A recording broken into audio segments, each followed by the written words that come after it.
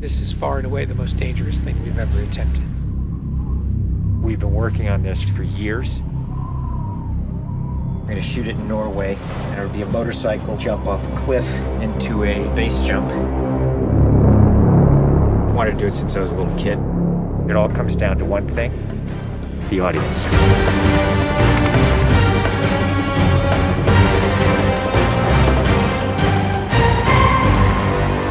There's a lot going into this stunt. So Tom put together this master plan to coordinate all of these experts in each of the particular disciplines involved to make this whole thing happen. John and I are jumping out of the helicopter. He's gonna chase me.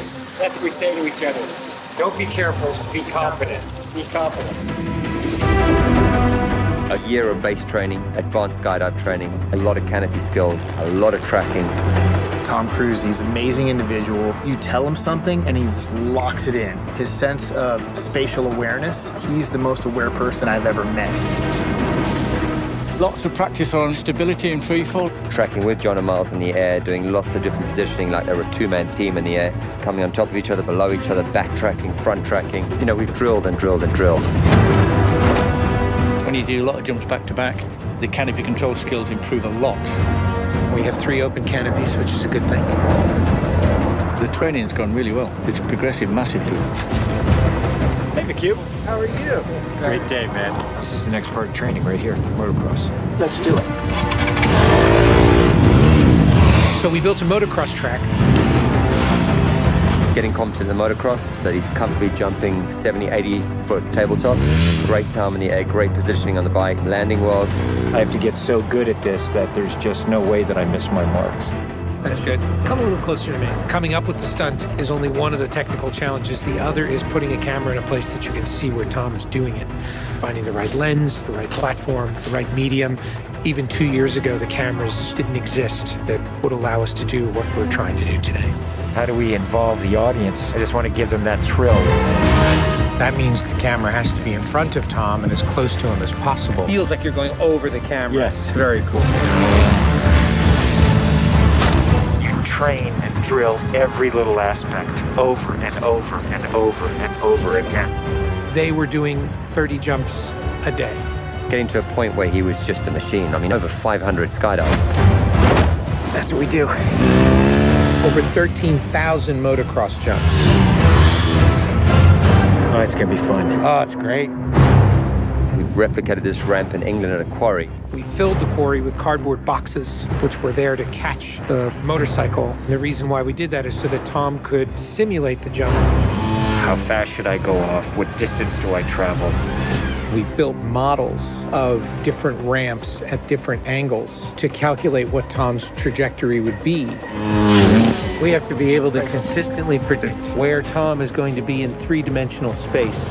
We're gonna have a GPS chip on me. And that recorded every single one of Tom's jumps, along with his ground speed, whether there was a headwind, whether there was a crosswind.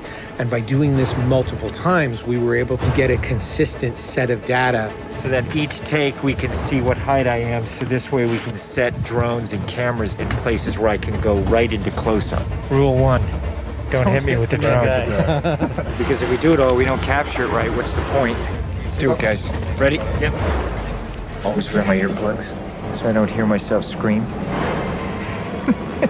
We are ready.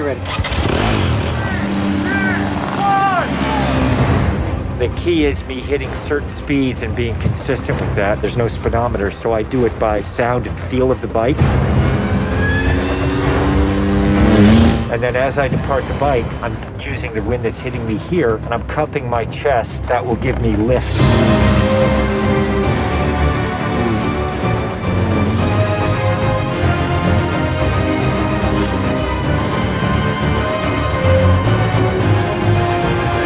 Thank you all very much for your help, guys.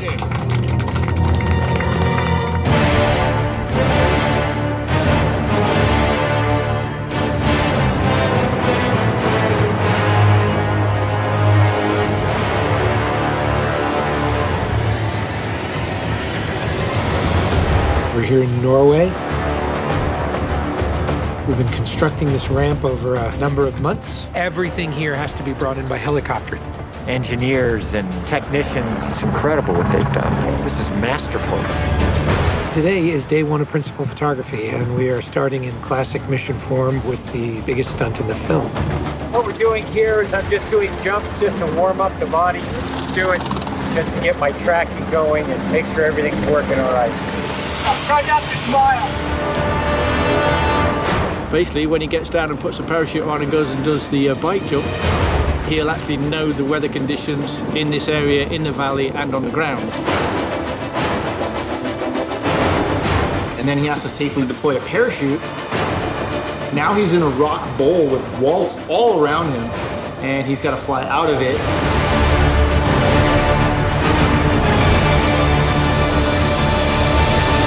Of course, you know, when something's been done for the first time, you can't help but worry a little bit about how it's really going to turn out.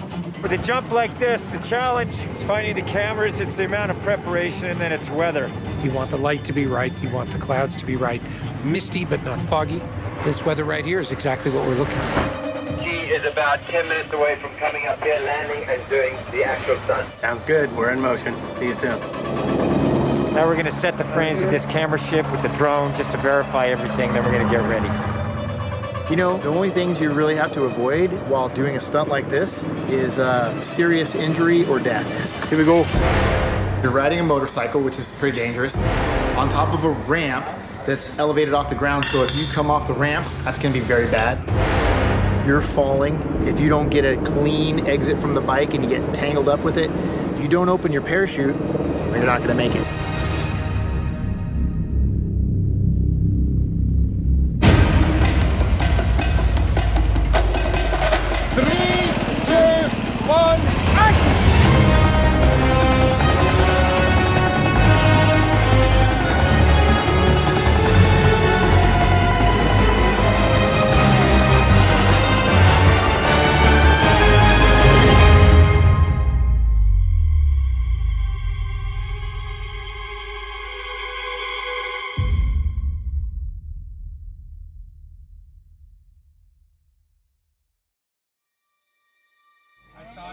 I saw a canopy. To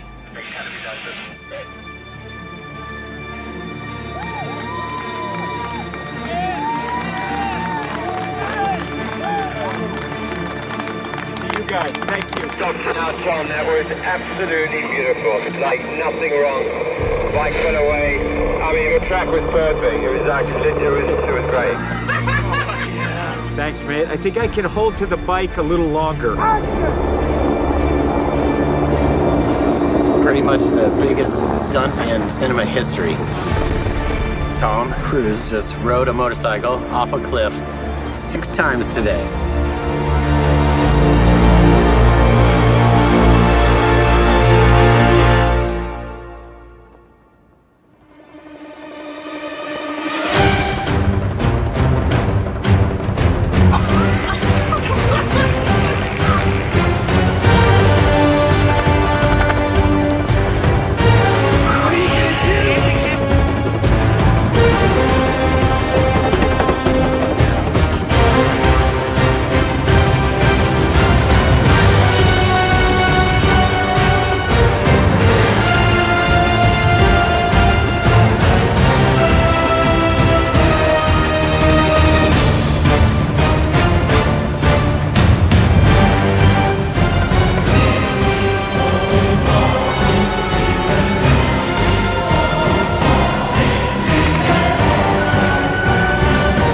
This is far and away the most dangerous thing we've ever attempted. The only thing that scares me more is what we have planned for Mission 8.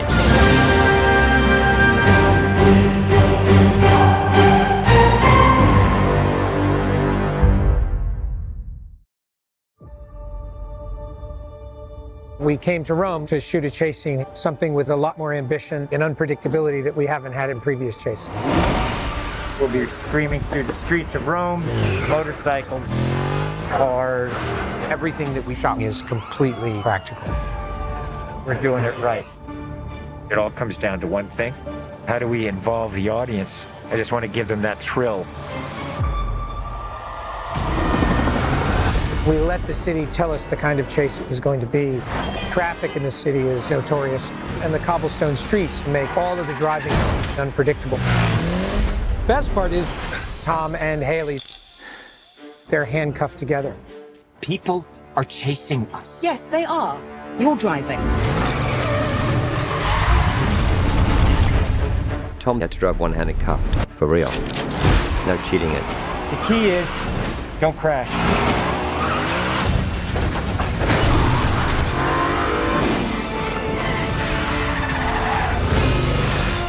Who is that person? I have no idea. Tom is driving and drifting one-handed through the streets of Rome. That was a day I will never forget. Trying to do drifts every time you think you're going in one direction. It's the cobblestones on the street say, no, you're not, you're going this way. We gotta get rid of this car. Tom and Haley ditched the car for one of their IMF vehicles. Suddenly, this tiny little Fiat 500 comes out of nowhere. We built this Fiat 500 so that it would be faster. You could barely control the car. It was treacherous. The Fiat, that was wild. Some would even say the car is possessed. I don't think we could have made a sequence that was more difficult to shoot if I had gone out of my way to do it. It has really amazing results.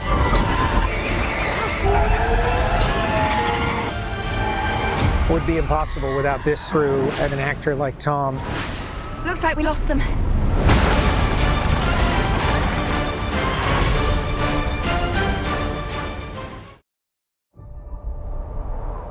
To shoot these stunts for Mission Impossible. With Tom, there are no limits, so we become a little bit more adventurous every time. Tom's doing a sport very few people on this planet do. It's called speed flying. It's a very beautiful and delicate sport. But it also is one of the most dangerous sports in the world. While it may look similar, speed flying is not skydiving. Skydiving is fairly predictable. Speed flying is incredibly unpredictable. It's a very small canopy racing down a mountain just feet off the ground. Any sort of crosswind could have put Tom in peril. We're gonna do spirals. And we're landing in at incredibly high speed, over 80 kilometers an hour. We've been training for a few years now. And we're always looking for what's the most dynamic way to shoot this. Coming up with the stunt is only one of the technical challenges. The other is putting a camera in a place that you can see where Tom is operating the speedway. You can't get close to this with a helicopter or a drone. So we had to develop a gimbal system flying along with Tom. You had cameras hanging off of both sides being operated in a helicopter. What's going to work is here's you, here's me. This is what we need. That's one of the things of doing practical action. We are at the mercy of weather. And it's too dangerous. The wind's dropping now and it's only going to get better. Let's go, let's go, let's go. I'm ready.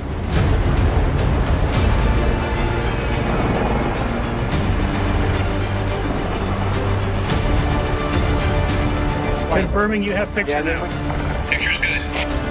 3, 2, 1, action. Tom is airborne. Tom is airborne.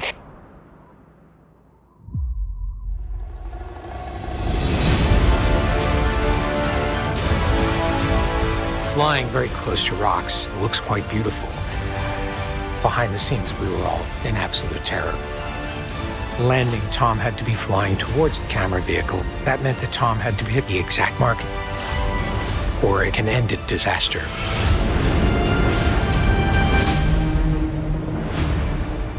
It is truly a one-of-a-kind adventure.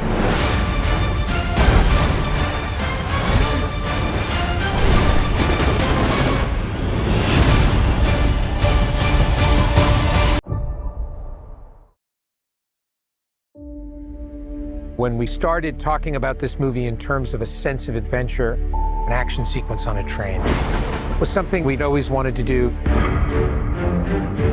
We wanted to build upon the previous films and apply all of that knowledge to something practical and real, and bring this train sequence to another level. There was not a surplus of trains available to be wrecked. We had to build the train if we wanted to destroy it. To shoot it practically was extremely challenging.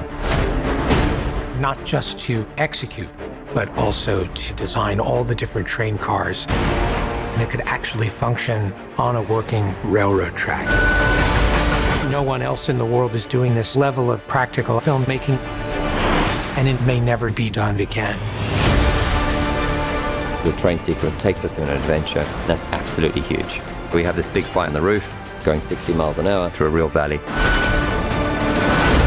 I've done fight scenes, but to do them on a moving train is trial by fire. That's how Tom likes to do things. He's gonna now pull me off the train. When you're hanging off a train carriage, Tom's a great person to have beside you.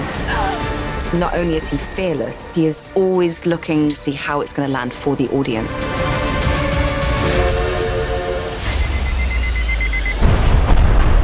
Crashing the train involved multiplying factors of difficulty. You'd be chasing the train as it goes off. Every single camera had exactly one shot at getting it right. It's not just a matter of going off.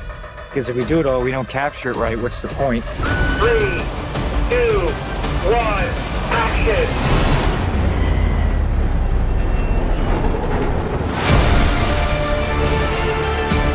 Everything you're seeing in this spectacular train sequence is done to invest the audience in these characters. Hang on! Mission Impossible is the most extraordinary adventure franchise you've ever seen. You can only do it with a team like this and with an actor like Tom.